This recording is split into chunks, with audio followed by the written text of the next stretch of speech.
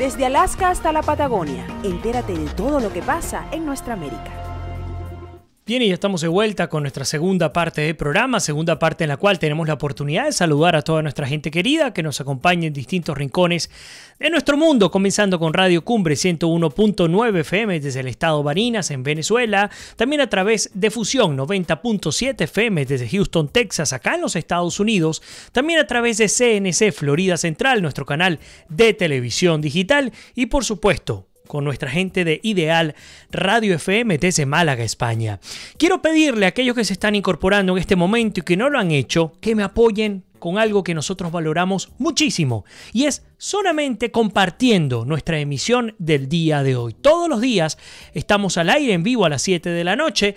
Hoy estamos en este preciso instante también en vivo, así que les invito a apoyarnos, a apoyar esta iniciativa que ya tiene 3 años, que lo único que procura es informar, integrar y educar a nuestra comunidad hispana dentro y fuera de los Estados Unidos. Apóyennos compartiendo el programa con sus familiares y amigos. A ver, algunos comentarios, no quiero, como siempre digo, dejar a nadie por fuera. Por ahí nos dice Mónica Salazar: Zaffarón es kirchnerista, un criminal en potencia. Me dan un segundito. El año pasado declaró que si Nisman estuviese vivo, lo mataría. A ver quién se... ya. Ok, Zaffaroni, estamos hablando de Zaffaroni. Elena dice, bueno, hablándonos de la música que teníamos en el intermedio. Carlos Guevara dice... a ver qué tenemos por acá. La corrupción en nuestros países son descaradas. Si me permiten, voy a incorporar la segunda cámara. Es descarada o son descaradas, pero lo demás, lo que más molesta es impune, y todos nos refriegan lo que se roban, y no hay, me imagino que es la impunidad, y todos nos refriegan lo que se roban y no hay justicia para ellos. Ignacio dice: me perdí el principio del programa, lástima porque estuvimos hablando muchísimo de Argentina. Dice, veo que hablaron de la expresidenta, después lo veo entero. Abrazos. Nancy Urrechaga también, bienvenida mi queridísima Nancy. Carlos Alberto Rusconi nos dice: parece que el socialismo es una licencia para delinquir libremente bajo la excusa del pueblo, y ya todas las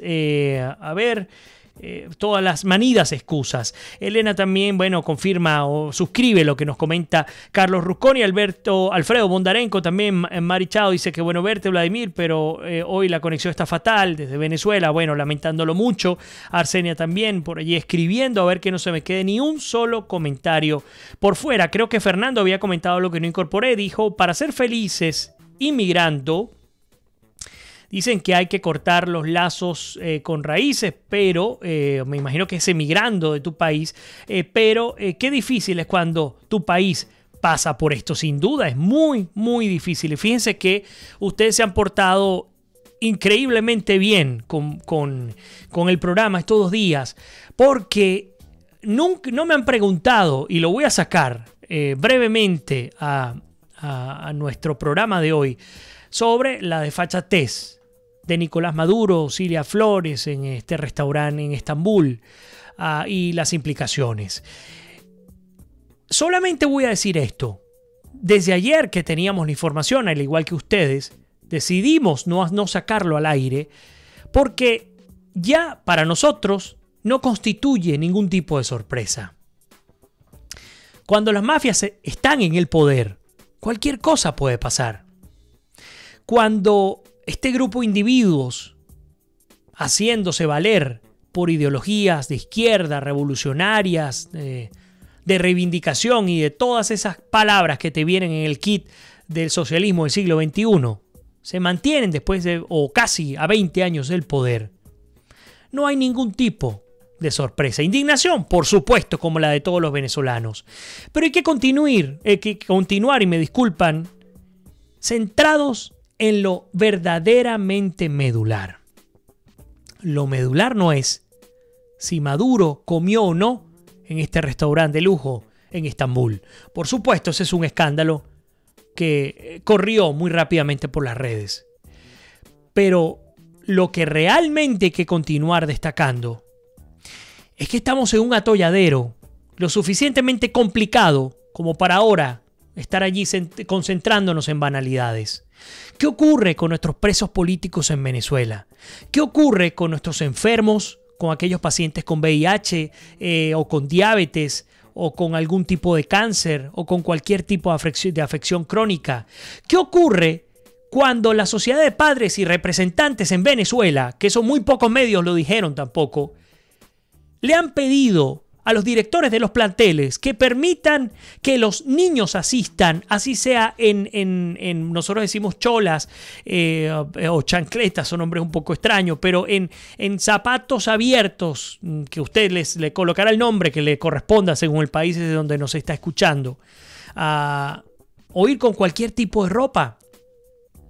¿Por qué es tan dramática la crisis venezolana que ni siquiera se cuenta con los recursos para poder adquirir el uniforme escolar?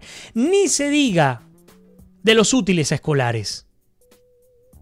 La deserción en Venezuela es la más dramática de toda la historia del país. Los niños no van, no porque no tienen uniforme, no porque no tienen útiles, sino porque no tienen cómo trasladarse, porque no hay transporte público. El transporte privado, individual, pues se ha visto también golpeado fuertemente porque no hay recursos, porque no hay repuestos, por los robos, etc. Y mucho peor, que es lo que más nos preocupa, la desnutrición.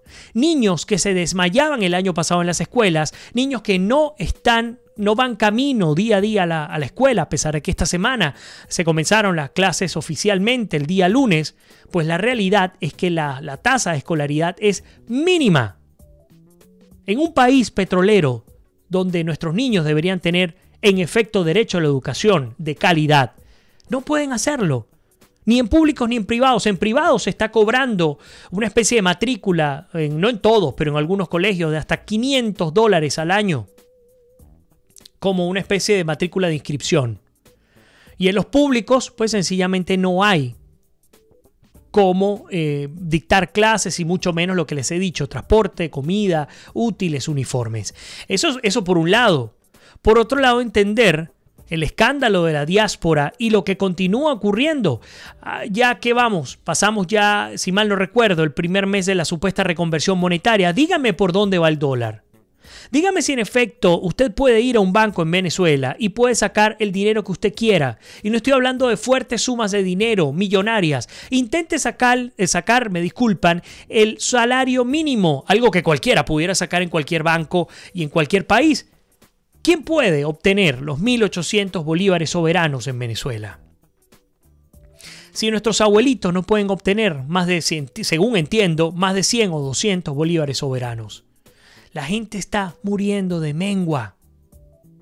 Y los casos que nos llegan día a día son cada vez más dramáticos y desalentadores. Y mientras tanto, pues el Grupo de Lima se pelea con Luis Almagro. El Grupo de Lima le da de manera indirecta un espaldarazo a Maduro para que haga lo que le dé la gana. ¿Por qué? Porque entendemos la necesidad de la diplomacia y del apego estricto al Estado de Derecho. Pero señores, cuando hay una violación sistemática a los derechos humanos, cuando la lesa humanidad ha sido vulnerada, que ustedes ya saben que en Venezuela ha ocurrido este fenómeno trágico para el país, pues no estamos hablando de nada inconstitucional, estamos hablando del rescate de unos venezolanos, de unos latinoamericanos, de más de 25 millones de personas que están cautivas dentro de Venezuela y otros tantos millones que están fuera del país. Por lo tanto, al video del señor Maduro y de Cilia Flores comiendo en Estambul, por lo menos desde mis plataformas, no le daré mayor cabida. Seguiré dándole la cabida a lo que considero que sigue destruyéndonos a nosotros, la causa real. El despilfarro, la corrupción, el nepotismo y el endosar, empeñar a nuestro país, como lo ha hecho Maduro. Si ustedes me preguntan cuál ha sido el peor escándalo de Maduro en este viaje a China, ha sido justamente el viaje a China. la negociación de más dinero. Nosotros le debemos a los chinos 60.000 millones de dólares. Y ahora, como ni siquiera tenemos dinero para poder extraer el crudo y poder procesar y todo lo que viene con la extracción del crudo, pues estamos entregando algo que se supone que es patrimonio de los venezolanos y que se supone que no se debe privatizar, se le está entregando al peor postor. Porque créanme, China es el peor postor. Si no, vayan y saquen el cálculo de cuántos años tiene China en Venezuela y qué le ha dejado China al país. Y compárenlo, vamos a hacer una comparación bien chocante. Compárenlo con los americanos cuando pisaron Venezuela en los 50, 60, 70. ¿Y qué le dejaron al país? Muchísimas de las carreteras que hoy día existen al sur de Venezuela, que más nunca las ampliaron, ni hicieron absolutamente nada. Esas carreteras fueron construidas por grupos de estadounidenses que se instalaron al sur de Venezuela para explotar el petróleo. Que no son unos santos. Bueno, pues está bien, pero comparen lo que hicieron los estadounidenses, los norteamericanos, a lo que hicieron o lo que han hecho los chinos. Pero es que ni una plaza Bolívar han hecho los chinos. Lo que hacen es llegar, tomar y perderse. Tanto así que Maduro esperaba conseguir 20.000 millones adicionales en negociación. Aparentemente recibió solo 5.000 millones de dólares, pero es que son 5.000 millones de dólares que no va a pagar Maduro. Son 5.000 millones de dólares porque sencillamente lo vamos a pagar nosotros. Aún siendo ilegales, que no pasaron por el filtro de la Asamblea Nacional. Igualito es una deuda que está contrayendo Venezuela. Entonces el peor escándalo no es si comió o no en un restaurante lujoso. El peor escándalo es que este señor ha ido a China sin autorización de la Asamblea Nacional, como lo indica la Constitución, y ha suscrito acuerdos sin la autorización debida por parte del Poder Legislativo. Ergo, continúa la violación tajante a nuestro Estado de Derecho. Eso es lo que está ocurriendo en Venezuela hoy día. No sé si comió o no comió. Indignémonos, opinemos lo que querramos sobre el tema. Yo también tengo mi opinión formada, que es exactamente igual a la de ustedes. Un escándalo bufo lo que hubo en ese lugar y con esos individuos, pero hasta allí. Lo que más me duele no es si este señor comió o no comió. Lo que más me duele es como mi país se cae a pedazos día a día. Y no tengo cómo decirle a mi abuela, a mis familiares, hey, pues ya mañana vamos a salir de esto porque tenemos este camino trazado. Porque en el exterior, la gente peleada. La oposición ya está totalmente desmantelada. El chavismo, aparte de pelearse entre sí, pues tienen una línea permanente de mantenerse en el poder. Si sacan a Maduro, ellos van a querer continuar estilo Zimbabue, señores. Mugabe sale del poder, no llegó la democracia a Zimbabue. Continuó el mismo esquema represivo en manos de los militares. Así de sencillo. Pero bueno, disculpen la descarga, pero quería hablar del tema brevemente. A ver, ¿qué más? Dice, no te aguantaste, dice Fernando, el cinismo perdió la escala.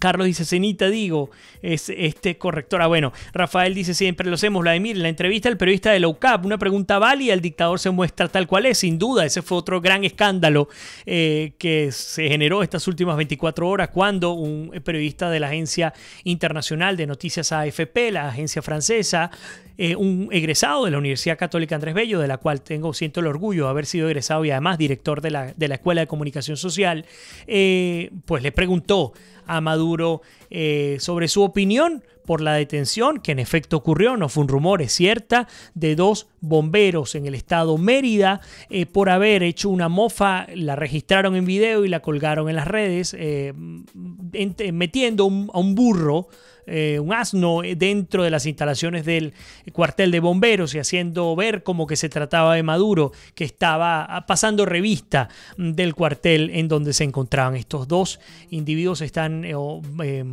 pues bomberos están detenidos y Maduro casi que explota en cólera por la pregunta del periodista de AFP.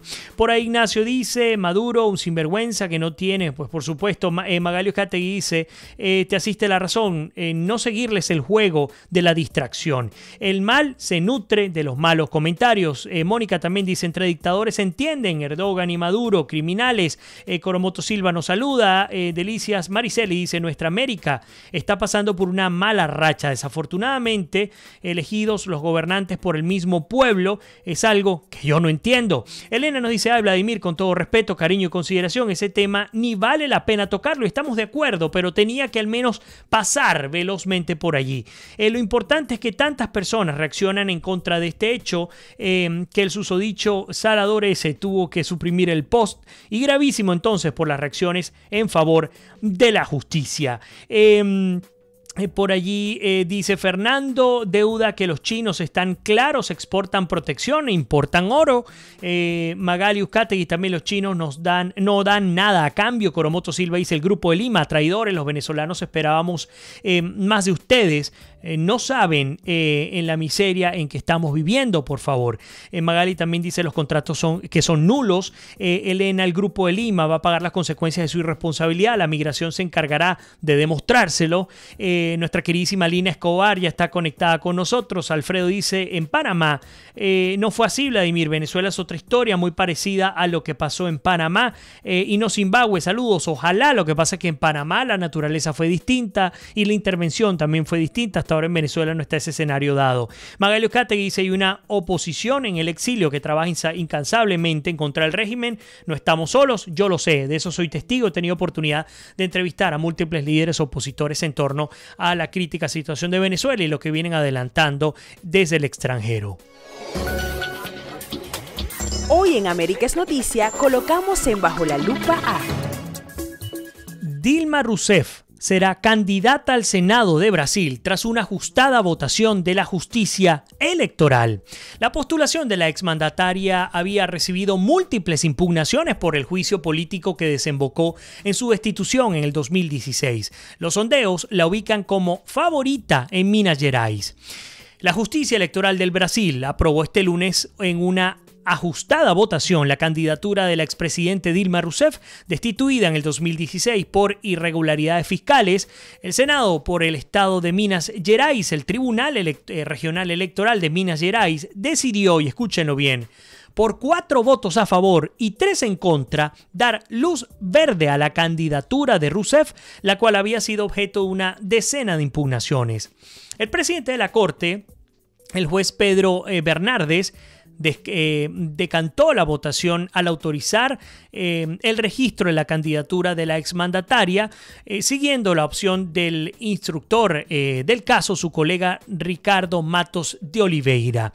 El principal argumento de las impugnaciones era el juicio político que sufrió Dilma Rousseff y que desembocó a mediados del 2016 en su destitución de la presidenta por irregularidades en el manejo de los presupuestos. De acuerdo con esos pedidos, la ex jefa de Estado entre el 2011 y el 16 tendría que ser considerada inelegible por 8 años para cualquier cargo público tras el juicio político en su contra que le despojó de su mandato. Sin embargo, en la época el Congreso decidió analizar por separado los dos asuntos y en ese sentido determinó su destitución, pero rechazó cesar sus derechos políticos. Rousseff, candidata de la Cámara Alta por el Partido de los Trabajadores, que lidera desde la cárcel el expresidente Luis Ignacio Lula da Silva, condenado por corrupción y vetado por la justicia electoral de conducir a los comicios presidenciales, como era de esperarse, celebró el dictamen. La decisión del Tribunal Electoral de Minas Gerais sobre la legalidad de mi candidatura hace justicia conmigo. Siempre confié en la justicia, dice Dilma Rousseff en un breve mensaje en las redes sociales. Según una encuesta del Instituto Ibope divulgada este lunes, la expresidente conseguiría el escaño en el Senado con un 28% de los apoyos frente al 15% que obtendría su principal adversario, el periodista Carlos Viana, candidato por el Partido Humanista de la Sociedad o el PHS de centro derecha. En la carrera presidencial, el PT o el Partido de los Trabajadores decidió registrar la semana pasada al exministro y el exalcalde de Sao Paulo, Fernando Haddad, de quienes vamos a estar hablando brevemente, después de que Lula desistiese en su candidatura tras ser inhabilitado por el Tribunal Superior Electoral. Veto a Lula, continúa esta nota de Infobae de Argentina, quien cumple desde pues abril pasado una condena a 12 años de cárcel por corrupción y blanqueo de dinero, se produjo cuando el exmandatario lideraba las encuestas de opinión con cerca de un 40% de simpatías. Desde su confirmación, Haddad viene en línea ascendente y en menos de una semana algunos sondeos ya le posicionan en segundo lugar, lo que le permitiría disputar una eventual segunda vuelta frente al ultraderechista Jair Bolsonaro, que lidera todas las encuestas divulgadas hasta la fecha. Y es que fíjense que hablando justamente de Brasil, hay un análisis que publica Infobae de Argentina sobre las encuestas en Brasil. Por ejemplo, ponen todas, como lo decía la nota anterior, a Jair Bolsonaro en primer lugar. El sondeo varía entre el 20 y el 26% a favor de Jair Bolsonaro, el candidato ultraderecha que fue herido, intentaron asesinarlo hace apenas un poco más de una semana. En segundo lugar, a Ciro Gómez con 11,9%. Sin embargo, si se agrega la indicación de que Haddad sería el candidato de Lula, los porcentajes comienzan a variar. Jair Bolsonaro pierde 3 puntos, se mantiene en 23% de favoritismo electoral, mientras que Fernando Haddad pasaría a Ciro Gómez, que era el principal candidato. Ciro Gómez o es el principal candidato a competir con Jair Bolsonaro. Sin embargo, si continúan las cosas como vienen dadas, muy probablemente tendríamos entonces a un Jair Bolsonaro por encima del 23% y a un Fernando Haddad con mínimo el 15% de los votos, lo que llevaría a los dos candidatos a la segunda vuelta en el Brasil. Así que continúa el escándalo en Brasil. Las cosas, y digo escándalo porque no solamente hablar de lo que significó el intento de Lula da Silva para postularse, o mejor dicho, se postuló, pero para correr la candidatura presidencial, sino además entender que Dilma Rousseff, quien fue se le fue dada la vacancia a través del impeachment en el 2016, a través del Senado, la Cámara del Senado brasileño, pues resulta que la señora se va a postular como senadora para el Brasil. Así las cosas, incorporo algunos comentarios antes de irnos fuera, antes de terminar el programa.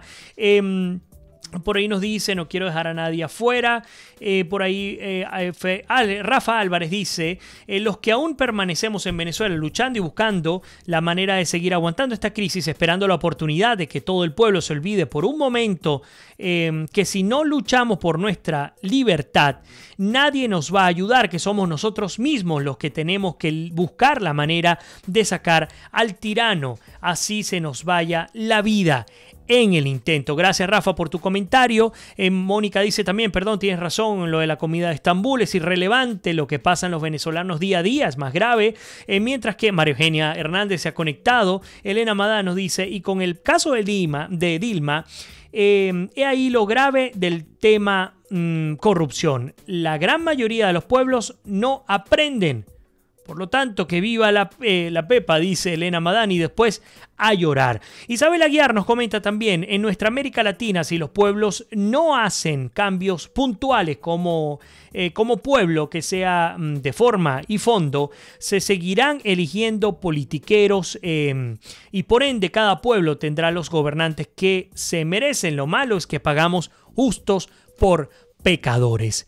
Bueno, gracias por acompañarnos el día de hoy en América es Noticia. A los que no nos han apoyado o por lo menos se están incorporando en este momento y quieren apoyarnos compartiendo el programa, aunque ya vamos fuera del aire, queda grabado para que sus familiares y amigos tengan la oportunidad de escuchar y de integrarse a través de nuestra transmisión. Así que les invito a compartir la emisión del día de hoy, la número 749. Por lo pronto me toca despedirme y como siempre les digo, que Dios me los bendiga, se les quiere, se me cuidan y nos despedimos. Será hasta mañana.